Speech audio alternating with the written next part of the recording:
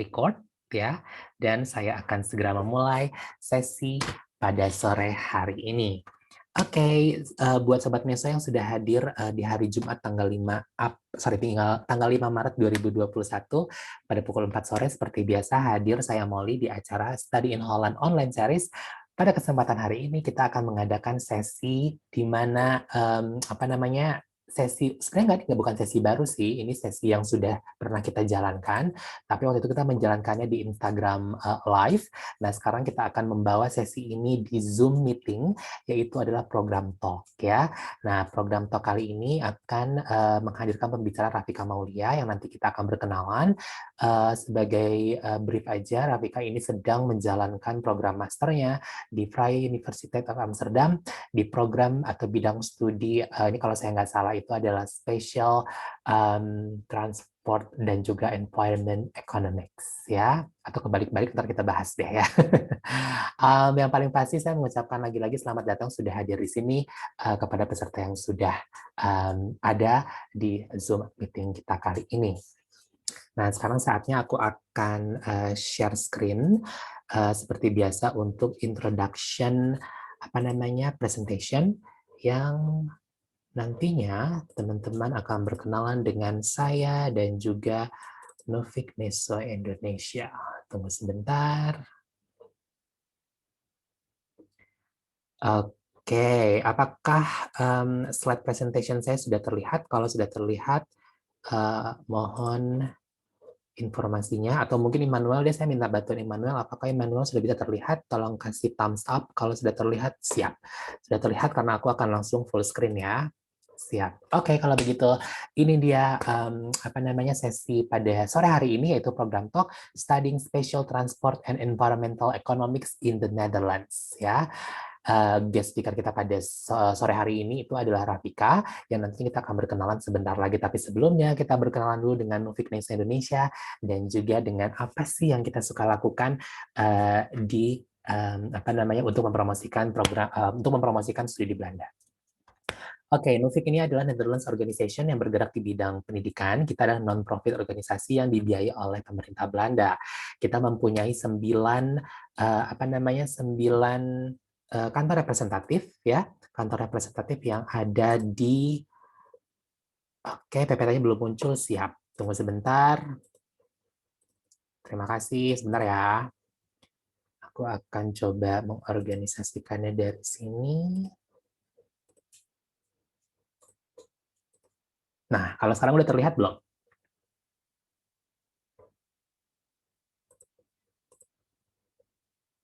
Oke, udah terlihat berarti ya. Terima kasih, Manuel. Oke, sekarang sudah terlihat. Sekarang aku akan full screen.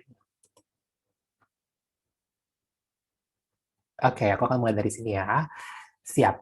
Jadi, Novik Meso Indonesia ini kita bergerak di bidang pendidikan, dan Meso itu merupakan kepanjangan dari Netherlands Education Support Office, di mana kita ada 9 kantor cabang, tidak hanya di Indonesia saja, tapi kita ada di South Korea, South Africa, China, terus juga kita ada di Brazil, Meksiko, dan kantor pusat kita itu ada di The Hague, Belanda. Kegiatan kita juga sangat beragam ya, yaitu kita mempromosikan study in Holland atau studi di Belanda melalui online counseling dan juga melalui berbagai macam online event yang ada. Terus kita juga mempromosikan atau melakukan kerjasama dengan higher education di Belanda dan juga di Indonesia, serta kita mensupport Holland Alumni Network. Setelah itu kita juga memanage beberapa beasiswa seperti Orange Knowledge Program, ada juga Stunet yang merupakan fully funded scholarship, serta ada Orange Tulip Scholarship yang merupakan partial scholarship, dan EU Share yang bekerja sama dengan universitas di Asia Tenggara. Serta kita juga memfasilitate scientific research kolaborasi antara Belanda dan juga Indonesia. Kalau pengen teman-teman mengontak kita, tolong kontak ke semua channel platform yang ada di sini. Kita selalu melayani setiap hari Senin sampai dengan hari Jumat dari pukul 9 sampai dengan pukul 5 sore ya. Semua channel communication itu akan kita balas, tapi harap bersabar karena biasanya yang datang pertanyaan dan juga email itu banyak banget. Jadi pasti kita balas dan harap bersabar. Senin sampai Jumat 9 sampai 5 itu kita selalu bersedia menjawab pertanyaan teman-teman baik melalui telepon dan juga WhatsApp chat. Kita juga mempunyai online counseling setiap hari Senin sampai dengan hari Kamis. Kalau Senin sampai Kamis, Senin dan Selasa dari jam 3 sampai dengan jam 5, Rabu dan juga hari Kamis jam 10 sampai dengan jam 12. Teman-teman bisa langsung akses bit.ly/oceneso, itu bisa langsung ngobrol dengan student counselor kita. Ya, serta silakan juga download digital brochure di bit.ly/dbnufikneso. Jadi itu semua informasi mengenai studi dan juga beasiswa di Belanda, serta informasi tentang PhD di Belanda juga kita tersedia. Ya, kita juga sudah merangkum semua pertanyaan dari teman-teman yang miliki, itu langsung kita rangkum di bit.ly/faqneso. Jadi semua pertanyaan yang ada itu sudah kita rangkum dan sudah tersedia di sana. Tapi kalau misalnya belum ada, nggak apa-apa, tinggal langsung kirim email ke kita, nanti akan kita update lembar pertanyaannya. Kita juga mempunyai 2 acara nih yang di minggu depan, acara akbar kita. Yang pertama adalah A Journey of Hope for a Climate Resilient Future. Teman-teman bisa langsung daftar juga ke www.winner.org.id, dan online learning di minggu depan itu ada di tanggal 10 Maret jam 4 sampai jam 5, itu bekerja sama dengan Maastricht School of Management mengenai leadership in crisis. Ya, itu dia presentasi dari Molly, singkat aja gitu kan ya. Tapi yang pasti bisa memberikan informasi yang mudah-mudahan bisa digunakan dan juga bisa diolah sama teman-teman yang hadir di sini. Ya, tanpa berpanjang-panjang lagi nih, langsung saja saya akan sebentar lagi kita akan menyapa Rafika, tapi sebelumnya akan Molly jelaskan dulu rules atau housekeeping kita di sore hari ini. Untuk hari ini kita akan ngobrol santai dengan Rafika sebagai guest speaker. Sekali lagi, Rafika ini sedang menjalankan program masternya di Vrije Universiteit of Amsterdam. Beberapa pertanyaan akan Molly ajukan ya untuk Rafika supaya nanti teman-teman bisa jelas nih gitu kan ya program studi ini seperti apa. Dan nanti akan ada sesi Q&A. Di mana sesi Q&A ini tolong teman-teman nanti raise hand terlebih dahulu, dan nanti akan Molly persilakan untuk meng-unmute serta bisa menyampaikan pertanyaannya langsung kepada Rafika. Ya, dan sebagai informasi juga, Rafika merupakan student awardee di tahun 2020. Apabila teman-teman ada pertanyaan seputar student, tentunya memang boleh diajukan, tapi harap diperhatikan baik-baik bahwa sistem pendaftaran yang Rafika jalankan dengan yang teman-teman akan jalankan sangat berbeda. Karena pada saat Rafika itu tidak ada sistem Delta, tapi pada saat teman-teman yang sekarang sudah akan mendaftar itu ada sistem Delta, jadi itu sangat berbeda. Ya, kalaupun mau bertanya silakan, tapi mengenai hal teknis mungkin Rafika hanya bisa menjawab pada saat yang Rafika pernah alami saja. Ya, oke, tanpa berpanjang-panjang lagi, langsung saja saya menyambut atau mempersilakan Rafika Maulia untuk menampilkan videonya. Silakan Rafika, selamat pagi waktu Belanda. Dan mohon di-unmute terlebih dahulu. There you go. Halo Rafika, selamat pagi.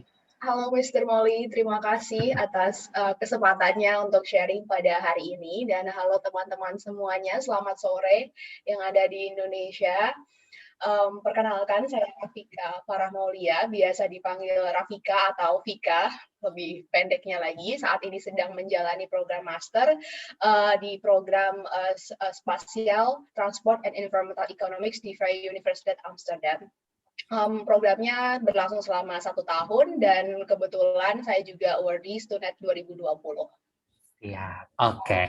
Jadi gini Rafika, kenapa ini spesial banget? Karena ini merupakan program studi yang memang diminta oleh teman-teman ya, diminta oleh kita manggil Sobat Neso, ayo dong Min atau ayo dong Kak gitu kan bahas tentang program yang sedang Rafika jalani. Jadi udah siap dengan pembombardiran pertanyaan baik dari Molly maupun nanti dari teman-teman yang lain yang akan bertanya secara live supaya pengen tahu nih sebenarnya program studi ini apa, karena ini panjang banget kan, Spatial Transport and Economic Environment di Vrije Universiteit ya. Sudah siap? Siap ya. Oke, sebenarnya Rafika ini program studi apa sih? Karena yang kita tahu kan program studi kan biasanya bagi orang-orang awam tuh istilahnya nih kedokteran, medical, bisnis, ekonomi gitu. Tapi ini kayak semuanya ada. Ekonominya ada, engineering-nya kayaknya juga ada. Ya nggak sih, bisa dibilang kayak gitu nggak sih? Nah, makanya silakan Rafika coba coba bilang ke kita, ini sebenarnya program studi tentang apa sih? Yep. Jadi seperti yang sudah saya sebutkan tadi, program studi yang sedang saya jalani saat ini adalah Spatial, Transport, and Environmental Economics. Jadi ya cukup panjang untuk disebutkan dan sering sekali mengalami salah-salah atau kebolak-balik ya. Jadi biasanya kita menyingkat atau mempersingkat namanya jadi STREAM. Jadi S untuk Spatial, Transport, and Environmental Economics. Nah, apa sih program studi ini? Jadi STREAM ini adalah suatu program yang sebenarnya terlihat sangat luas karena semuanya ada seperti yang dibilang oleh Mr. Molly tadi, tapi pada dasarnya ini adalah sebuah program yang sangat spesifik seperti itu. Jadi kalau misalnya kita biasanya tadi belajar ekonomi atau belajar manajemen, akuntansi gitu. Nah, ini adalah bagian dari ekonomi. Kalau kita belajar ekonomi, ada di dalamnya ekonomi public policy, mungkin ya kita tahu ada ekonomi moneter, ada ekonomi industri, demografi, dan lain-lain. Nah, STREAM ini adalah salah satu bagian dari konsentrasi ekonomi itu sendiri. Nah, di program STEAM ini ada 4 spesialisasi. Yang pertama itu adalah Transport Economics, Spatial atau Regional Economics. Transport Economics ini seperti namanya, jadi membahas tentang bagaimana sih transport ini dibahas atau topik transport ini dibahas dari segi ekonomi. Seperti contohnya adalah bagaimana kita bisa menciptakan sistem, bukan menciptakan ya, membuat atau merencanakan suatu sistem transportasi yang inklusif untuk masyarakat, yang affordable untuk masyarakat, seperti itu. Nah, konsentrasi yang kedua itu adalah spasial atau regional. Nah, ini ekonomi yang berhubungan dengan interrelasi atau keterkaitan antara satu tempat dengan tempat lain. Karena kan ya sebagai manusia kita nggak bisa hidup sendiri kan, termasuk juga region gitu. Jadi dia tidak bisa mencukupi atau self-sustainable gitu. Dirinya sendiri. Jadi bagaimana kita bisa menganalisis keterkaitan antara satu region dengan region lain dalam perspektif ekonomi. Terus konsentrasi yang ketiga itu adalah environment atau lingkungan. Nah, sekarang sedang mulai naik nih, mulai hype gitu. Seperti salah satunya tadi ada acara Novik Neso Indonesia yang juga ya, ada Hope for Climate tadi.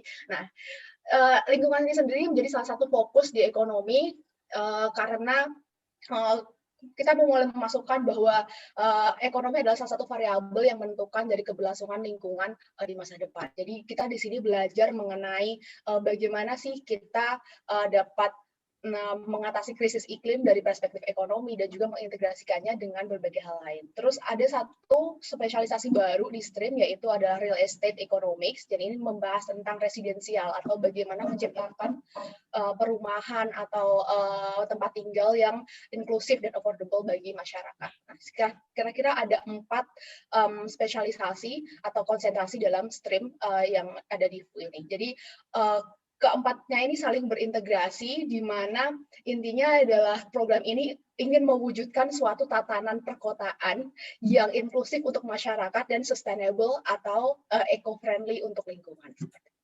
Oke, ini aku udah mulai gatal nih kalau gitu ya. Tadi sih udah kasih contekan pertanyaan, kayaknya itu nggak akan ditanyain karena gatal tuh gini-gini nih ya. Dulu juga background mulai adalah ekonomi. Jadi tadi yang Rafika jelaskan juga memang kita juga dulu belajar sebagai fondasi S1-nya. Apa sih sebetulnya yang Rafika atau subjek-subjek apa saja sih yang Rafika pelajari saat ini? Apakah ini ya? Apakah istilahnya nih kalau dari segi ekonomi makro mikronya juga dipelajarin atau lebih mendalam lagi? Ataukah hanya hal-hal yang berhubungan dengan semua yang general aja? Jadi bisa nggak Rafika sampaikan kepada kita? Ya, terkait dengan course-nya atau bidang-bidang yang kita pelajari di sini tadi sudah sebutkan juga bahwa sebenarnya ini agak udah disebutkan juga bahwa bidang STREAM ini sangat spesifik sebenarnya. Spesifik jadi part atau bagian dari ekonomi dan ini adalah bagian dari mikroekonomi seperti itu. Nah, tadi kalau Mr. Molly juga menyebutkan apakah di STREAM ini ada engineering-nya gitu. Sebenarnya tidak ada engineering-nya sama sekali. Jadi kita lebih melihat semua hal atau semua field yang kita sebutkan tadi dari perspektif ekonomi saja gitu. Jadi tidak ada engineering-nya. Jadi terlihat seperti kalau kita berbicara tentang urban economics terlihat seperti planologi gitu, bagaimana kita merencanakan tata kota. Mirip sebenarnya, cuman kita tidak belajar dari engineering-nya, tapi dari social economics-nya seperti itu. Siap. Nah, untuk hal apa saja yang kita pelajari di sini, karena ini adalah bagian dari ekonomi dan struktur besarnya adalah dalam lingkup ekonomi, jelas kita belajar hal-hal dasar atau pelajaran-pelajaran dasar yang ada di ekonomi. Nah, tapi karena ini adalah skupnya ekonomi mikro, kita di sini tidak belajar makroekonomi, tapi lebih ke belajar mikroekonomi. Untuk programnya sendiri kan ada cuma 1 tahun ya. Nah, 1 tahun itu ada 5 periode, 6 periode. Nah, 2 periode terakhir itu untuk master thesis, sedangkan 4 periode pertama itu adalah untuk course gitu. Nah, untuk periode pertama, kira-kira apa aja yang saya ambil? Kita diberikan basic economics terlebih dahulu, yaitu seperti microeconomics, terus ada yang spesifik lagi yaitu microeconomic for spatial economics gitu. Jadi khusus microeconomic tapi khusus ekonomi keuangan, ekonomi spasial seperti itu. Nah, terus kita juga diajarkan berbagai metode kuantitatif dalam ekonomi seperti dalam rangkup econometrics juga, dan ada lebih spesifik lagi yaitu econometrics for spatial economics juga.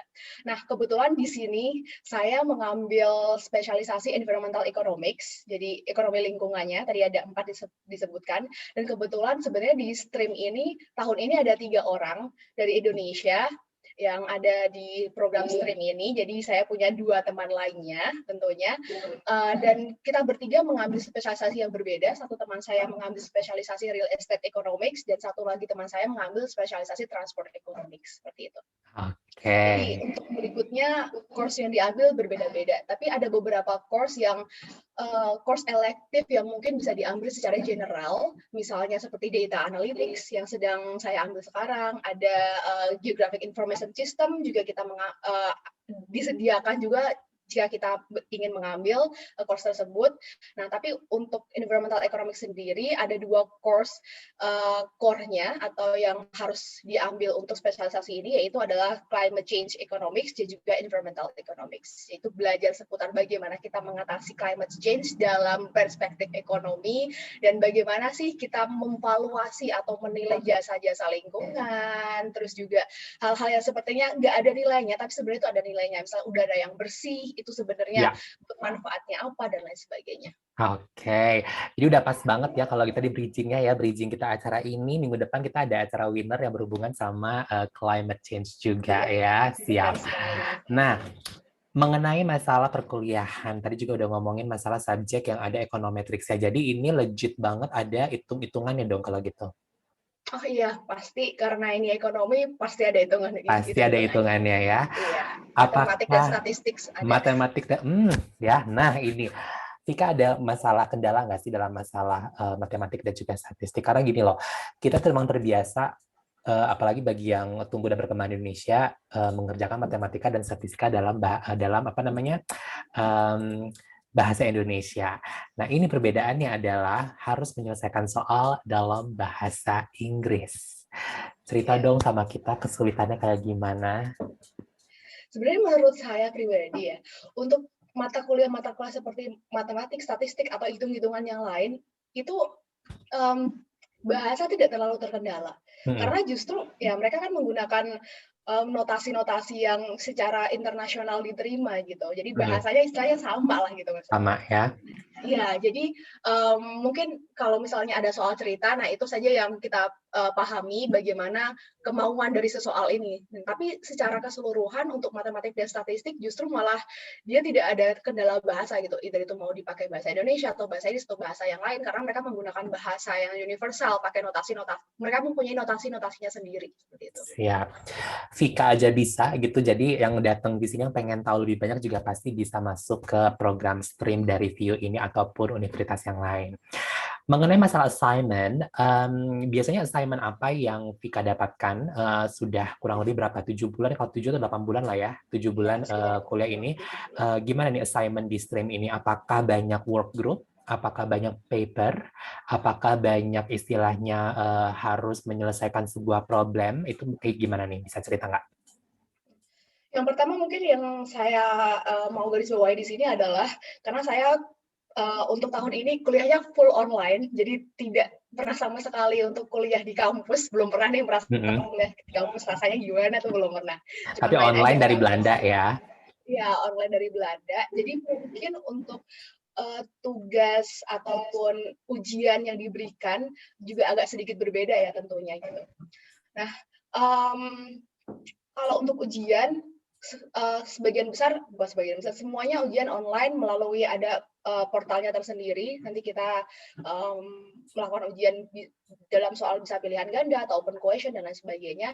Nah, untuk assignment sendiri sebenarnya kurang lebih sama seperti perkuliahan di Indonesia ya. Jadi assignment-nya ada beberapa yang tipenya assignment kelompok atau work group, ada yang beberapa tipenya adalah assignment individual gitu. Nah, untuk tipikal di stream ini sendiri, biasanya kita ada assignment tiap minggu, jadi satu course itu kurang lebih ada sekitar 3 atau 4 kali seminggu pertemuan. Satu kali pertemuan itu lecture-nya sekitar 1-2 jam, tergantung dari dosennya atau tergantung dari teacher-nya dia mau berapa lama durasinya. Kemudian ada assignment-nya ini bisa dalam bentuk kuis yang kita bisa kerjakan di portal yang bernama Canvas, semacam kayak portal edukasi di lah gitu, tapi sebenarnya juga dipakai di UVA dan lain sebagainya. Kemudian ada juga assignment, kalau di saya kebetulan saya ngambil environmental economics kan, itu banyak sekali assignment yang berbentuk paper atau membuat semacam makalah atau esai terkait dengan review kebijakan atau enggak review paper-paper akademik seperti itu. Jadi itu biasanya ada assignment dan itu dikumpulkan di akhir periode. Satu periode itu kurang lebih 6 minggu seperti itu. Ya, cukup banyak lah assignment-nya Evi, tapi masih bisa di-handle sih. Iya, tapi bahan bacaannya lebih banyak kan pasti kan? Iya, benar. Satu minggu harus baca berapa jurnal atau berapa buku, kehitung nggak? Beda-beda ya Mr. Molly. Jadi kalau saat ini, kebetulan satu course saya yang environmental economics itu satu minggu bisa ya 6-10 jurnal. Dan dia memang tidak ada bukunya, jadi referensinya hampir semuanya dari jurnal gitu. Ya, jadi ya 6-10 jurnal, terus satu lagi, course yang satu lagi mungkin ada ya 2 atau 3 jurnalnya, seperti itulah. Ya, kalau course sebelumnya mungkin ada buku PPT-nya, nah itu mungkin lebih apa ya, directed gitu. Ya, tapi betul. justru membaca jurnal itu lebih menantang dan lebih banyak insight baru. Iya, karena itu dia hasil pemikiran seseorang, terus kadang-kadang di tengah-tengah itu kata-kata tengah-tengah kenapa data semua ya kita bingung. Iya. Karena memang bagian data. Iya.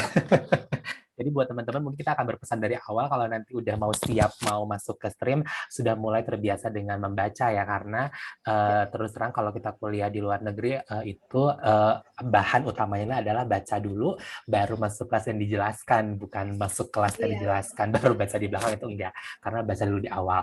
Oke. Tadi Vika emang udah sedikit kasih bocoran bahwa udah mulai kuliah sudah berkuliah online dari langsung dari Belanda mulai dari awal gitu kan ya. Nah ini Fik, karena kan kita juga di sini juga rata-rata teman-teman juga pasti kuliahnya online gitu kan. Tapi kalau di Belanda ini kayak gimana sih kuliah online-nya? Apakah punya sistem blackboard atau pakai sistem istilahnya untuk kelasnya Zoom atau gimana nih? Kalau boleh kasih pengalaman ke kita semua. Kalau untuk kuliah online-nya sendiri hampir semuanya itu via Zoom. Jadi kuliah online-nya juga apa ya, beda-beda gitu tipenya Mr. Molly. Jadi ada beberapa dosen gitu yang menginginkan ada pre-recorded video terlebih dahulu. Jadi mereka akan merekam video, kemudian di-upload di portal belajarnya yang saya sebutkan tadi di Canvas, dan kita diwajibkan untuk menonton video tersebut terlebih dahulu sebelum kelas live session kelasnya untuk nanti bahan diskusi seperti itu. Nah, ada yang tidak ada pre-recorded video sama sekali, langsung aja live session kelas via Zoom, biasanya sebagian besar via Zoom gitu. Nah, kemudian karena kita nggak pernah ketemu sama profesornya in person sama sekali gitu ya, selain via Zoom, biasanya para pengajar ini akan stay lebih panjang daripada durasinya, misalnya 1 jam gitu. Mereka akan 10 menit dilebihin untuk interaksi lebih dalam gitu sama student-studentnya. Jadi kalau mungkin ada pertanyaan yang belum terjawab di session yang sebelumnya, bisa ditanyakan sebelumnya kayak gitu. Dan kebetulan profesor-profesor di sini juga sangat-sangat fast respon ya. Kalau misalnya kita email gitu, nggak sampai sehari udah pasti dibalas, dan mereka sangat open terhadap pertanyaan ataupun kritik dan lain sebagainya. Kalau misalnya kita ada hal yang ingin ditanyakan, mereka sangat open. Dan tentunya di sini juga ada TA-nya atau teaching assistant yang bisa juga membantu kita dalam mengerjakan tugas gitu, bukan membantu mengerjakan tugas, maksudnya Kalau ada kendala, memperdalam ya pemahaman kita, kalau ada kita nggak kendala terlalu bisa ngerti. nanya ke mereka kayak gitu-gitu. Betul. Jadi meskipun semuanya online, tapi support system untuk education-nya menurut saya sudah sangat oke. Baik. Satu kelas kecil ada berapa orang nih, Rafika? Kebetulan kelas saya kira-kira ya 20 sampai 30 orang. 20 sampai 30 orang, dan tadi 3 orang Indonesia sama-sama sama Rafika juga ya, satu kelas juga ya? Iya, tapi kita nggak semuanya satu kelas, kan kita beda-beda Beda-beda konsentrasi, jadi ada konsentrasi. beberapa yang satu kelas, ada beberapa yang kelasnya pisah-pisah. Oke. Ketika di Zoom, aku penasaran banget, itu open kamera atau enggak? Atau semuanya pada, cuman siapa lecture-nya aja yang open kamera, tapi semuanya pada kameranya pada off, atau gimana tuh kalau Zoom? Nah, ini beda-beda nih Mr. Molly, sama juga tergantung dari dosen-dosennya. Jadi ada beberapa lecturer atau dosen yang mengharuskan kita open kamera gitu. Jadi supaya untuk mempererat interaksi gitu ya, jadi lebih lively gitu. Nah, tapi ada beberapa yang membebaskan, kalau mau open kamera silakan, kalau enggak juga nggak masalah gitu. Terus juga ya apa ya, tentang recording juga ada beberapa dosen yang nggak mau record live session-nya, ada beberapa dosen yang mau di-record live session-nya dan terus di-upload ke portal studi tadi. Jadi kita bisa rewatch lagi atau menonton kembali ketika kita membutuhkan, mungkin ada yang belum paham atau lupa, kita bisa nonton lagi gitu. Jadi setiap dosen kebijakannya beda-beda. Beda-beda. Siap. Alasan apa sih yang memotivasi Rafika? Udah, aku mau lanjut, mau ngambil streams ini. Mungkin Rafika kalau mau cerita background Rafika pas awalnya apa juga boleh, silahkan, biar bisa dielaborasi sama pertanyaan Mol yang sekarang. Kalau alasan ini sebenarnya panjang ya, cuman nggak apa-apa, kita ada waktu. Sebenarnya saya tertarik dengan isu-isu lingkungan sejak dari SMA gitu. Jadi nggak tahu kenapa, mungkin apa ya, ada rasa panggilan jiwa aja kali ya gitu. Jadi merasakan kayak, oh kok sekarang tempat hidup saya jadi lebih panas, terus nggak nyaman, terus air di sekitar lingkungan saya juga semakin berkurang kayak gitu-gitu lah. Ini ya anak-anak SMA yang mengamati hal-hal semacam itu gitu. Terus kemudian saya pada awalnya berpikir untuk gimana kalau saya misalnya masuk ke jurusan lingkungan gitu. Nah, tapi balik lagi, dulu saya SMA-nya jurusan IPS, terus balik lagi saya merasa ini tuh permasalahan-permasalahan seperti ini, apalagi di Indonesia gitu, sebagai negara berkembang, orang tuh nggak akan peduli permasalahan lingkungan kalau perutnya nggak diisi dulu gitu. Nah, jadi saya memutuskan untuk ya udah, gimana kalau kita belajar sesuatu yang mendapatkan dua-duanya, win-win solution. Jadi welfare dari masyarakatnya juga terpenuhi, tapi juga bisa meningkatkan awareness dari masyarakat terhadap masalah-masalah lingkungan sendiri. Nah, jadi dulu saya S1-nya di Universitas Indonesia mengambil jurusan ekonomi dengan konsentrasi environmental economics juga. Cuman waktu S1 konsentrasinya mungkin nggak sefokus sekarang gitu kan, karena masih general kan S1. Nah, setelah itu saya bekerja selama 2 tahun di UI juga sebagai riset asisten di Lembaga Penyelidikan Ekonomi dan Masyarakat LPM FIB UI, dan juga masuk ke research group lingkungan, environmental research group gitu. Di situ saya banyak sekali terekspos dengan berbagai macam permasalahan lingkungan dan bagaimana mengatasinya atau mencari solusi dari perspektif ekonominya gitu. Seperti dulu saya pernah mengakses bagaimana cara mempertahankan landscape dari wetland atau lahan basah di Indonesia, gambut dan lain sebagainya. Terus juga menghitung bagaimana externality atau external cost atau biaya yang nggak pernah kita tahu dari pembangkit listrik seperti itu dan lain sebagainya. Banyak permasalahan lingkungan yang kita hitung di sini. Nah, dari hal tersebut, dari pengalaman-pengalaman tersebut, saya jadi memutuskan untuk untuk master saya juga mau fokus ke environmental economics gitu. Nah, kebetulan setelah saya sebelum-sebelumnya mendapat pengalaman, jadi saya merasa bahwa permasalahan lingkungan ini nggak cuma permasalahan lingkungan aja gitu, tapi dia connected. Jadi ada interrelasi dengan topik-topik yang lain. Nah, saya merasa stream ini memberikan suatu kesatuan yang utuh gitu. Jadi ada transportasinya, regionalnya, terus juga ada juga residensialnya dan juga ada environmentalnya. Jadi dia memberikan suatu gambaran besar yang komprehensif untuk bagaimana cara kita menciptakan future region yang sustainable gitu. Nah, itulah alasan kira-kira mengapa saya mengambil stream ini. Gitu. There you go. Jadi setiap orang juga pasti akan mempunyai motivasi yang berbeda-beda dan tentunya terkadang ada yang ngerasa ada panggilan tadi kayak Vika. Mungkin yang lain kadang ngerasa bahwa aku pengen jadi A, pengen jadi B. Jadi mudah-mudahan dengan adanya sesi ini tuh semakin kebuka pikiran dari teman-teman yang hadir di sini bahwa untuk memilih program studi itu juga kita mempunyai istilah sebuah momen sehingga bisa memutuskan oke, aku mau ngambil program studi yang ini. Oke. Waktu pas Vika mulai pilih-pilih univ gitu ya, kenapa juga pilih Belanda kalau aku boleh tahu nih? Sebenarnya waktu itu saya sejujurnya nih, Mr. Molly, nggak ada kepikiran mau ke negara mana gitu, belum kepikiran lah. Nah, tapi waktu saya mau lulus dari S1, tahun terakhir saya di S1, FEB UI dan juga Streamfu ini memiliki kerjasama itu. Jadi si Streamfu ini mengadakan semacam intensive course di FEB UI selama 1 bulan. Nah, pada saat itu saya adalah peserta dari intensive course tersebut dan saya merasa tertarik. Wah, ini sepertinya oke nih program studi ini. Nah, dari situlah saya mengenal Streamfu ini dan akhirnya 2 tahun kemudian setelah lulus merasa bahwa untuk melanjutkan di Streamfu ini sesuatu yang ya opportunity-nya bagus untuk pengembangan pengembangan diri sendiri juga bagus juga gitu. Dan kebetulan didukung juga oleh lingkungan saya di LPM dan juga supervisor saya dan menyarankan juga ini sesuatu kesempatan yang bagus untuk melanjutkan di Streamfu. Kebetulan ada di Belanda. Oke. Nah, ini sebelum kita memasuk sesi Q&A, sebenarnya kita akan ada sesi Q&A. Aku cuma pengen tahu, jadi waktu pas Vika, ini ada acara dengan UI sama FU, terus kayak gitu, udah mulai kepikiran mau daftar. Nah, itu segala hal yang berhubungan sama pendaftaran, Vika cari sendiri, Vika urus sendiri, atau gimana waktu itu pengalamannya? Apakah sempat kontak sama kita juga, atau benar-benar pure cari sendiri? Kalau untuk pendaftaran, pertama kali saya tahu pendaftaran dari senior. Jadi ada alumni yang dari Streamfu juga tahun sebelumnya, terus memberikan informasi tentang hal tersebut. Nah, dari mereka lah saya mengetahui tentang admission di FU ini, termasuk juga untuk scholarship dan lain sebagainya gitu.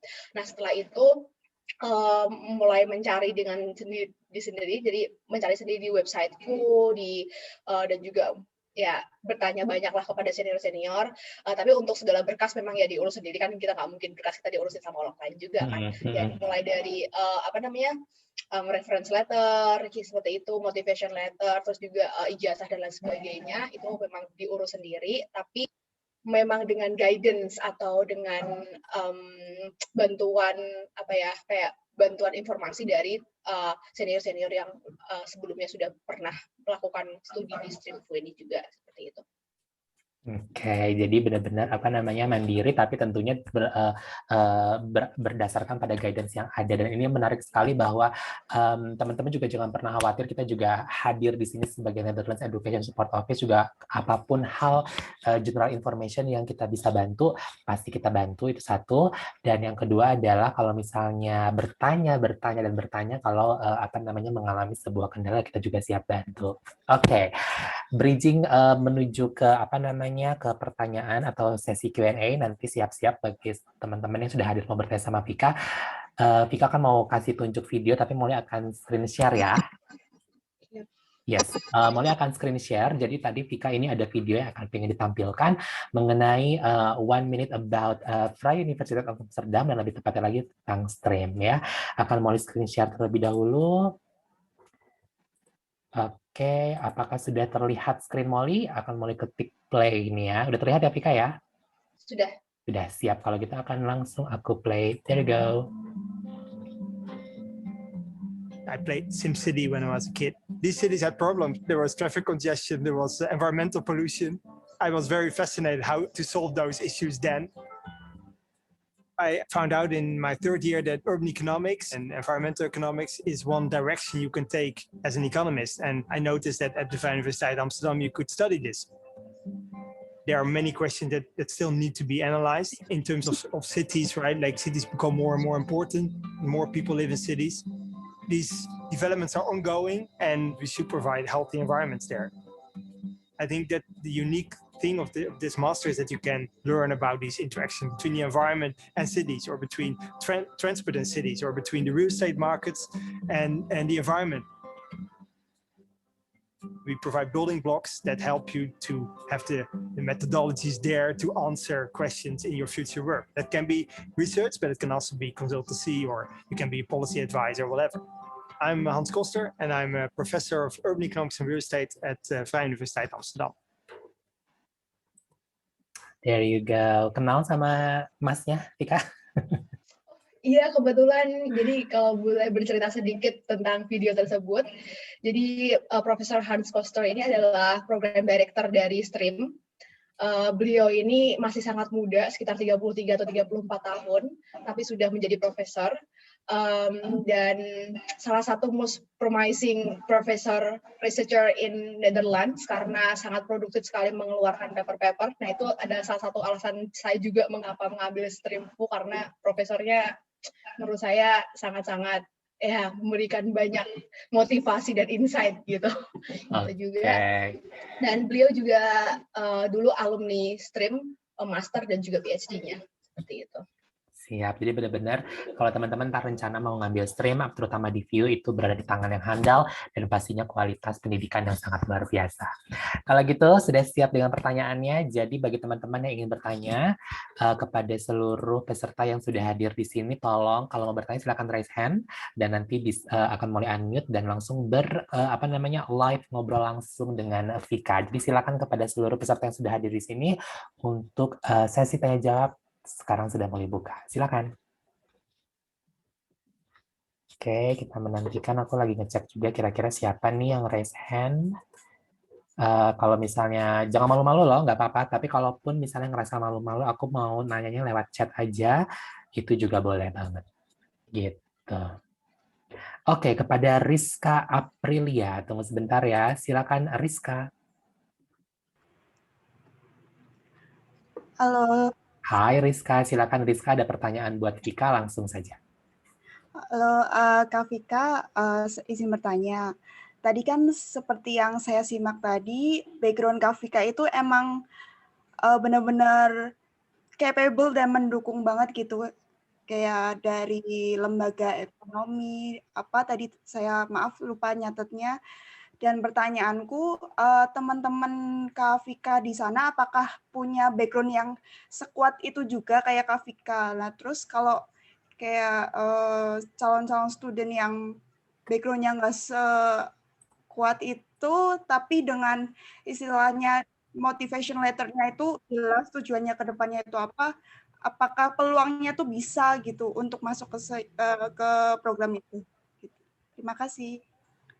Terima kasih Rizka. Oke, silakan dijawab Vika. Oke, terima kasih Mbak Rizka atas pertanyaannya. Jangan khawatir, karena kita semua multi background di STRIMFU ini. Jadi tadi saya sudah mengatakan bahwa ada 3 mahasiswa Indonesia yang saat ini sedang menjalani program studi di STRIMFU, dan ketiganya memiliki background yang berbeda-beda. Saya kebetulan memang dari ekonomi dan ya sudah jalur lah ya, gampangnya kayak gitu. Nah, 2 teman saya ini tidak dari ekonomi, Mbak Rizka. Jadi satu teman saya yang mengambil real estate economics ini, konsentrasi real estate economics, dia dari background-nya adalah bisnis. Kemudian satu lagi background-nya bahkan hubungan internasional yang mengambil konsentrasi transport economics. Nah, jadi bukan masalah background kita apa, tapi masalah bukan problem ya. Intinya di sini adalah apakah kita memiliki willingness untuk belajar gitu. Kalau untuk chance diterima, menurut saya background apapun mempunyai chance yang sama untuk diterima. Jadi nggak cuma ekonomi aja gitu. Nah, mungkin penyesuaiannya adalah nanti ketika sudah melakukan pembelajaran. Pasti akan ada sedikit perbedaan antara yang background-nya sudah ekonomi karena pasti sudah belajar microeconomics, econometrics sudah dipelajari kan sebelumnya. Nah, sedangkan yang background-nya bukan dari ekonomi ini masih harus menyesuaikan. Tapi selama kita memiliki willingness atau keinginan yang kuat untuk belajar, semuanya akan berjalan dengan baik-baik saja. Oke, betul. Mungkin akan aku tambahkan juga jawaban dari Tika untuk Rizka ya. Jadi nanti biasanya ketika Rizka akan mendaftar ke sebuah universitas, itu nanti tim admission itu akan melihat kita kan selalu menyertakan transkrip nilai yang sudah dalam bentuk bahasa Inggris. Nanti dilihat tuh ada fondasi-fondasi apa nih yang sudah ada. Itu dulu deh gitu kan ya. Karena kan yang namanya ekonomi, kalau misalnya Rafika pernah belajar ekonomi di S1, aku juga background ekonomi juga pasti udah belajar. Tapi kalau misalnya anak-anak teknik kan juga ada pengantar ekonomi. Nah, ada fondasi-fondasi itu dulu nggak yang sudah ada. Nah, kalau misalnya fondasinya sudah ada, nanti baru dielaborasi kepada motivation statement, di mana kalau misalnya ke depannya mau kayak gimana, atau ada willingness apa untuk pembelajarannya juga, nah itu akan dibuktikan juga lewat situ, gitu. Kesempatan yang sudah tadi Rafika bilang juga itu pasti ada, dari berbagai macam background pasti ada, tapi admission team tentunya akan melihat dari awal dulu adalah fondasi dari setiap mata kuliah pendidikan sebelumnya yang sudah diambil. Gitu. Sukses terus buat Rizka ya. Oke. Pertanyaan selanjutnya, siapa lagi yang mau bertanya langsung kepada Rafika? Sangat dipersilakan. Kepada Immanuel Satya. Selamat sore, Immanuel. Selamat sore, Mas Mauli dan Mbak Vika. Silakan. Iya, saya mau nanya, kalau tadi dari Mbaknya concernnya karena beda jurusan, saya concernnya karena jurusannya sama, Mbak. Jadi saya mau nanya, waktu Mbak masuk stream ini ada gap nggak antara materi yang diterima waktu S1 IE sama materi ketika awal masuk di stream? Karena background saya sama, saya juga IPS SMA-nya, S1-nya IE, kan dulu kan IPS matematika cuma HI lulus ya. Nah, begitu masuk ilmu ekonomi babak belur. Nah, itu mungkin ada gap nggak di situ? Terus mungkin yang saya mau tanya juga, di stream itu saya juga tertarik stream karena sama kayak Mbak tadi, profesor-profesornya emang jadi kayak prominent ya di bidangnya. Nah, ada kesempatan untuk terlibat sama fakultisnya nggak? Kayak misalnya proyek penelitian di luar tesis gitu-gitu. Itu dulu aja mungkin, Mbak Vika. Terima kasih. Terima kasih, Manuel. Silahkan, Vika. Oke, terima kasih Immanuel atas pertanyaannya. Iya, seperti yang dijelaskan sama Immanuel tadi, memang ya sebenarnya untuk kuantitatifnya sendiri cukup heavy ya. Cuman nggak yang se-heavy kalau misalnya kita ngambil econometrics pure gitu. Ya nggak sampai segitunya gitu. Ada atau enggak gap antara pembelajaran di Indonesia dan juga di sini? Kalau saya bilang pasti ada, gap itu ada, apalagi ketika kita di Indonesianya adalah S1 gitu, bachelor, sedangkan di sini kita master, dari segi degree pendidikannya saja sudah beda kan, pasti materinya juga beda gitu. Jadi di master ini pada dasarnya hampir semuanya kita sudah pelajari di S1, kalau misalnya S1 kita ekonomi, cuman dalam hal ini diperdalam lagi gitu, lebih dalam materinya gitu, digali lebih dalam. Gitu. Misalnya microeconomics, kita udah belajar microeconomics di S1, tapi di sini juga ada microeconomics juga, dipelajari hal-hal dasar juga, tapi untuk yang bagian dasar itu dipercepat seperti itu. Jadi nanti dipercepat, kemudian ditambah lagi dengan yang materi yang lebih advance, seperti microeconomics for spatial economics. Jadi emang ada khusus buat spatial economics. Jadi gap itu ada, cuman saya merasa itu bukan gap ya, lebih ke advancement dari materi pembelajarannya seperti itu. Apalagi pertanyaannya ya? Lupa. Tadi lupa. Oke, Immanuel bisa tolong diulang lagi, silakan. Kesempatan ini. Kesempatan untuk terlibat sama fakultisnya kayak proyek penelitian gitu. Kesempatan tuh terlibat dengan fakultisnya. Ini agak susah saya jawab juga karena saya itu balik lagi karena kondisinya lagi COVID, jadi mungkin engagement dengan profesor-profesornya juga sangat-sangat kurang, meskipun kita bisa email, kita bisa ngobrol setelah kelas dan lain sebagainya, cuman akan tetap berbeda lah ketika komunikasinya adalah in person gitu, secara langsung. Nah, tapi kesempatan itu selalu ada, terutama kalau untuk pada saat mengerjakan master thesis ya. Jadi sebelum ada master thesis, kita itu ada namanya research project. Nah, research project itu dari situ kita sudah diberikan semacam list atau daftar topik-topik yang bisa kita ambil gitu. Jadi kita nggak dilepas sama supervisor atau nggak dilepas sama programnya sendiri untuk nyari sendirilah topiknya kayak gitu, tapi mereka ngasih list yang mungkin kalau kita tertarik kita bisa langsung mengambil topik tersebut dan approach atau kontak profesor yang sudah ada di listnya seperti itu. Nah, beberapa topik yang ada di dalam list tersebut ada beberapa yang mencantumkan internship juga. Jadi internship sekalian hasilnya digunakan untuk master thesis. Nah, biasanya internship tersebut adalah proyek-proyek atau penelitian-penelitian dari profesor-profesor yang ada di FUS juga. Nah, di situ ada kesempatan kita jika kita ingin terlibat di dalam fakultinya seperti itu.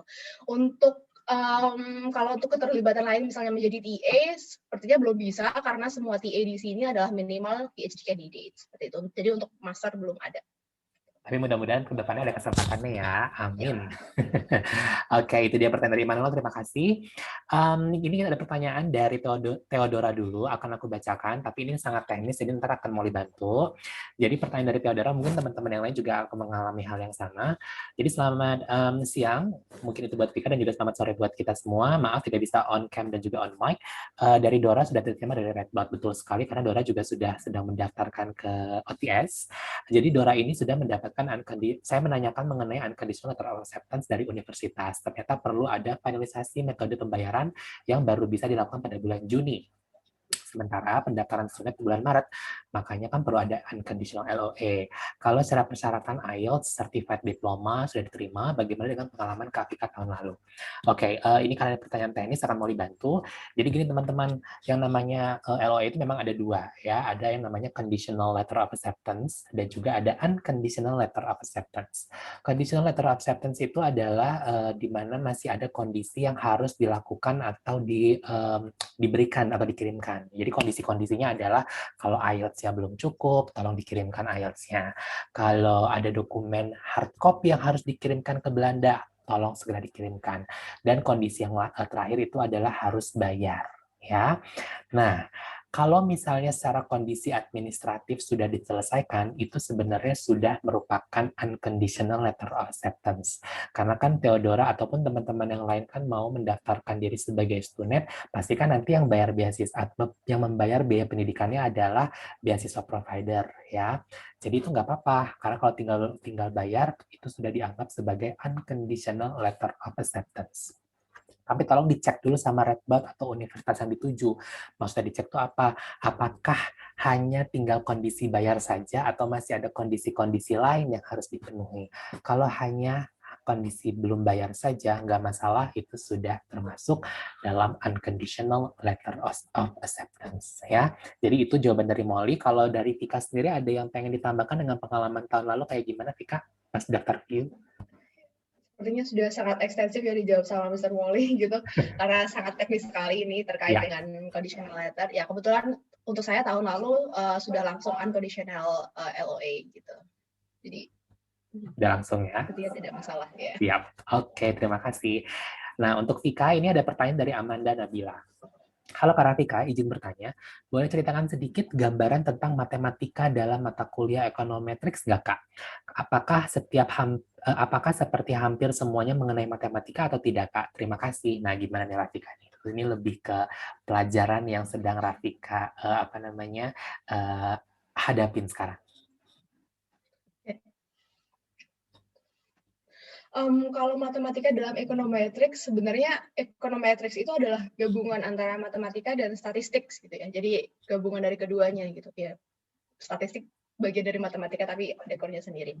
Nah, sebenarnya kalau untuk di stream ini sendiri dan mungkin ya juga beberapa di S1, matematika itu digunakan sebagai dasar-dasar untuk menurunkan fungsi-fungsi atau model-model econometrics-nya gitu. Jadi karena ketika kita mau melakukan mengecek suatu hubungan korelasi antara suatu variabel dengan variabel lain dengan melakukan model regresi ekonometrik seperti itu, kita sebenarnya tinggal aplikasi atau tinggal memasukkan variabel tersebut kepada model yang sudah tersedia. Nah, model tersebut didapatkan dari proses-proses turunan matematis. Nah, proses turunan matematis itu sangat-sangat ekstensif dan kalau aku bilang mungkin tidak dipelajari di dalam stream ini. Jadi itu ada sectionnya sendiri atau ada kuliahnya sendiri namanya econometrics. Nah, jika mungkin Nabila berminat tentang bagaimana suatu model ekonometrika itu bisa diciptakan atau bisa digunakan dan bagaimana robustness check-nya atau bagaimana reliability dari model tersebut. Nah, itu baru menggunakan turunan-turunan matematisnya dan itu dipelajari dalam program studi econometrics sendiri, bukan dipelajari stream. Di stream ini kita hanya mengaplikasikan dari model-model yang sudah dibangun oleh teman-teman kita di program studi econometrics, seperti itu. Lebih ke aplikasinya saja sih. Ya, mungkin sedikit underlying teorinya atau dasar-dasar teorinya kita perlu tahu, cuman kita tidak pernah atau jarang sekali melakukan turunan matematis untuk econometrics. Gitu. Lebih ke aplikasi dan interpretasinya bagaimana ketika kita sudah mendapatkan variabelnya dan bagaimana interpretasinya dan implikasinya itu seperti apa. Gitu. Oke, mudah-mudahan jelas ya Amanda ya, dan juga terjawab. Oke, kita masih punya ada waktu. Silahkan bagi teman-teman yang mau menjawab, mau bertanya langsung kepada Vika, sangat dipersilakan. Kita masih ada waktu 10 menit lagi. Jadi kepada yang sudah hadir di sini, kalau misalnya ngerasa mau pertanyaannya lewat chat juga nggak apa-apa, nanti akan mau bacakan. Oke, sudah ada dari Adam. Boleh bertanya kepada Mbak Vika, boleh banget. Yang pertama adalah terkait info yang disampaikan, tadi terdapat juga konsentrasi real estate economics. Nah, bisa sedikit dijelaskan sekali lagi tentang poin tersebut. Lalu pertanyaan nomor 2, kalau S1 ekonomi, waktu itu ambil jalur non-skripsi, apakah masih bisa ambil kesempatan master di sana? Aku juga baru tahu ternyata ada ini ya S1 yang non-skripsi, jadi bagaimana tuh? Iya, bisa intern gitu sepertinya, Mr. Mo. Oh, sama kayak kalau kita di Belanda itu ada yang research sama University of Applied Science. Oh, ada oke. coursework sama yang research base gitu kan. Oke, Ya, jadi sekarang juga ada yang kayak gitu. Aku baru paham. Terima kasih pertanyaannya kepada Adam. Oke. Untuk pertanyaan yang pertama terkait info yang disampaikan terkait dengan real estate economics. Bagaimana sih? Jadi real estate economics ini sebenarnya bukan baru, maksudnya konsentrasi baru di stream. Sebelumnya kan cuma 3 aja tuh, transport, regional, sama environment. Sekarang ada real estate economics, seperti itu. Nah, kurang lebih real estate economics ini membahas tentang bagaimana suatu sistem bisnis real estate dan dilihat dari perspektif ekonominya. Bagaimana kita bisa membangun suatu perumahan atau residensial area seperti itu yang mungkin memenuhi atau menjawab berbagai tantangan atau kebutuhan yang ada di dalam masyarakat. Sejujurnya saya sangat kurang mendalami nih tentang real estate economics karena memang fokus saya tidak di situ dan saya tidak mengambil satupun mata kuliah dalam real estate economics. Tapi salah satu teman saya ada yang mengambil konsentrasi real estate economics. Nanti mungkin kalau misalnya Adam tertarik bisa berdiskusi kepada beliau. Kebetulan orangnya juga ada di sini, teman saya tersebut. Mau say hi mungkin boleh loh on camera. Mau say hi kepada Juandra, coba ditampilkan dulu Juandra supaya kita bisa kenal kan bahwa. Ya, hai. Oh, ada di sini. Jadi JAI Irham, tunggu ini kalau nggak salah dirimu pakai email view kalau nggak salah ya. Iya benar. Iya betul. Atau mungkin kalau Idra mau bantu jawab boleh loh. Ya, sebenarnya ya. Jadi kalau misalnya ngomongin real estate itu kan kayak kalau di real estate di ekonomi itu lebih kayak ngomongin housing marketnya aja sih lebih kayak dan kayak sekarang nih saya lagi ngambil real estate economics. Jadi kalau real estate economics and finance ini dia tuh bedanya sama Rafika dan lain-lain tuh kita bakal belajar real estate finance, itu ada course-nya namanya real estate finance, terus yang kedua ada real estate economics. Jadi yang finance itu lebih kayak belajarin tentang housing juga, tentang real estate, tapi kayak belajar term finance-nya gitu, kayak terus sebagai alat financialnya gitu, kayak financial term-nya kayak gitu. Sedangkan kalau misalnya yang real estate economics itu lebih kayak ya dia lihat housing market dari perspektif makroekonomi gitu, kayak gitu sih. Basically kayak gitu sih. Terus saya juga kalau ngomongin poin kedua itu S1 ekonomi waktu itu ambil jalur non skripsi. Saya juga waktu itu bukan saya non skripsi karena saya dulu S1-nya di sekolah bisnis yang dimana outcome-nya adalah business report aja gitu. Jadi kayak sebenarnya bisa banget sih, asalkan ya nanti kan outcome-nya bakal bikin tesis ya. Jadi sebelum masuk ke sini ya kalau bisa baca-baca artikel-artikel yang emang outcome dari sini kan akan membuat itu gitu, akan membuat suatu artikel yang emang bisa dipublish nantinya gitu. Oke, dan Idam ini jadi dulunya waktu itu mengambil jalur yang non skripsi ya, jadi pas banget sama poin yang kedua, ternyata mendapatkan kesempatan juga untuk ambil master di program stream ini untuk yang real estate economics. Jadi terjawab sudah, Adam, terjawab ya, mudah-mudahan ya. Kalau gitu terima kasih. Terima kasih Idam udah diculik. Oke, kita masih membuka satu pertanyaan. Kalau gitu, satu pertanyaan terakhir buat Vika. Jadi buat teman-teman kita kasih kesempatan nih yang mau ngasih pertanyaan terakhir, silahkan disampaikan supaya mau proses pendaftarannya semakin percaya diri. Karena kan kalau misalnya saya informasikan bahwa pendaftaran ke universitas ya itu biasanya deadline-nya di bulan April atau Mei. Jadi masih ada waktu kalau misalnya sekarang lagi mau melengkapi dokumen supaya bisa lebih percaya diri lagi dan sudah istilahnya saklek dengan pilihan untuk memilih stream. Tapi bagi teman-teman yang mau mendaftarkan beasiswa terutama Stunet, itu kan deadline-nya juga sebentar lagi, kurang lebih di tanggal 22 Maret ya, kita masih ada waktu 16 hari lagi. Jadi bagi yang belum melengkapi dokumennya atau masih ada sesuatu hal yang kurang, tolong dilengkapi dan jangan pernah mepet karena kita menggunakan sebuah sistem. Takutnya kalau semua orang yang daftar dalam satu waktu yang bersamaan, takutnya nanti ngadat sistemnya ya. Oke, masih mau diundang satu kali lagi apabila ada teman-teman yang hadir di sini mau bertanya kepada Vika, sangat dipersilahkan karena segala informasi apapun yang berhubungan sama program studi stream itu tadi juga sudah dijelaskan oleh Vika dan sudah kita juga jawab beberapa pertanyaan. Tadi juga dibantu oleh Irdam juga. Kalau misalnya nggak ada, boleh izin tanya, Kak? Boleh kalau gitu. Silakan Muhammad Ridwan atau Muhammad siapa nih? Rido. Muhammad Rido. Silakan Rido.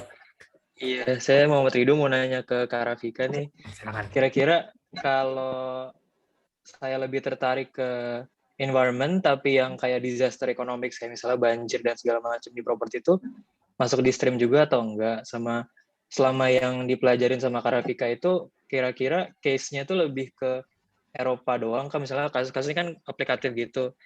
Nah itu kira-kira kalau diaplikasiin ke Indonesia tuh kayak relevan atau enggak gitu. Terima kasih Kak. Oke, halo Ridho, sepertinya saya mengenal. Iya, kalau misalnya Ridho tertarik nih tentang kebencanaan ya, lingkungan tapi spesifik tentang kebencanaan, sebenarnya di stream ini tidak terlalu mempelajari tentang kebencanaan. Gitu. Kalau saya boleh menyarankan untuk kebencanaan mungkin bisa mencari jurusan lain dan mungkin ini agak sedikit beralih dari Belanda gitu ya. Kalau kebencanaan sangat bagus untuk melanjutkan studi di Jepang. Itu saran saya, economics kebencanaan gitu. Jadi ada beberapa, karena mereka lab untuk natural hazard gitu sangat lebih advance karena mereka kan sering terjadi gempa ya. Jadi advancement mereka lebih bagus gitu tentang kebencanaan, ekonomi kebencanaan. Terus pertanyaan keduanya tadi apa? Lupa. Kalau yang study case-nya tuh lebih ke negara-negara di Eropa gitu, Belanda atau gimana? Soalnya kan kalau misalnya kalau misalnya Kak Rafika balik ke Indonesia kan pasti pengen nerapin Indonesia kan. Nah itu relevan apa enggak gitu? Yep. Benar sekali, kalau untuk study case-nya, memang karena kita kebetulan sekolahnya ada di Belanda, di Eropa gitu, banyak sekali studi case yang kalau misalnya ditampilkan dalam lecture gitu adalah kasus-kasus di Uni Eropa atau di Belanda gitu. Nah, tapi sebenarnya kalau misalnya kita punya pertanyaan terhadap profesornya gitu, terkait dengan studi case di negara-negara lain itu sangat terbuka untuk kita pertanyakan, ataupun kalau misalnya kita ingin melakukan penelitian nanti di master thesis untuk studi case di negara lain, misalnya di Indonesia, tentu saja sangat terbuka untuk melakukan studi case di negara lain tersebut. Nah, seperti misalnya ada satu assignment atau satu tugas kita dulu yang kebetulan kita kerjakan bertiga bersama dengan Juandra dan juga Adrian juga, teman-teman stream, kita mengambil studi case di Indonesia terkait dengan palm oil atau minyak kelapa sawit seperti itu. Nah, jadi itu sangat-sangat tidak masalah terkait dengan studi case-nya, mau kita propose untuk melakukan penelitian-penelitian di Eropa, di Belanda, maupun di belahan dunia lainnya, seperti itu. Oke, baik. Kalau mudah-mudahan terjawab semua ya, Rido ya. Pertanyaan dari Rido mengakhiri sesi kita pada sore hari ini. Terima kasih sekali kepada Rafika yang sudah hadir langsung dari Belanda untuk menyempatkan waktu memberikan penjelasan tentang program studi yang sedang dijalankan. Dan pastinya kami juga meminta bantuan kepada teman-teman yang sudah hadir di sini untuk mengisi polling yang sudah hadir sekarang di layar masing-masing. Tolong diisi karena ini akan membantu sekali kita untuk membenahi diri tentang acara Study in Holland Online Series. Mudah-mudahan semakin baik lagi dan tentunya bisa memberikan banyak informasi untuk semua teman-teman yang nantinya akan berkuliah di Belanda. Kalau gitu Rafika, terima kasih banyak sudah hadir ya, sekali lagi lancar terus kuliahnya. Terus juga mudah-mudahan pandemi segera berakhir dan bisa kuliah tidak secara online dari Belanda tapi datang ke kampus dan ke kelas dan bisa bisa berinteraksi dengan dosen-dosen yang ada di sana secara in person ya. Ada yang mau disampaikan terakhir untuk teman-teman yang hadir di sini? Mungkin terkait dengan memilih untuk sekolah master lagi, kalau bisa memang yang intersection gitu antara kesempatan yang teman-teman lihat di masa depan dan juga minatnya. Jadi nggak cuman kayaknya ini kesempatannya bagus tapi teman-teman nggak merasa nyaman dengan hal tersebut, itu juga memungkinkan jika tidak akan terselesaikan dengan baik. Tapi juga kalau teman-teman suka tapi kesempatannya atau ya opportunity di depannya tidak ada, nanti juga bingung setelah lulus ngapain gitu istilahnya gitu. Kita maksudnya ngomong realistis aja ya. Jadi kalau bisa sebelum memutuskan untuk sekolah master lagi, karena ini juga memerlukan resource dari mungkin biaya dan juga waktu dan juga tenaga dan lain sebagainya, jadi dipertimbangkan yang memang benar-benar teman-teman sukai dan juga memiliki opportunity yang baik di masa depan seperti itu. Dan saya terima kasih kepada Mr. Molly dan juga Universitas Indonesia atas kesempatannya sharing pada siang hari ini, sore hari ini. Terima kasih banyak. Sama Rafika, kalau misalnya teman-teman nih tadi ada yang tanya kalau mau ngobrol atau bertanya secara pribadi apakah diperbolehkan? Kalau misalnya diperbolehkan, istilahnya kontak apa yang mau Rafika bagi di chat box? Oh ya, kalau misalnya ada teman-teman yang ingin bertanya atau diskusi lebih lanjut, silahkan untuk menghubungi saya. Mungkin bisa email atau WhatsApp boleh. Atau LinkedIn mungkin kalau misalnya iya, kalau misalnya ada. Oh ya, boleh ke email di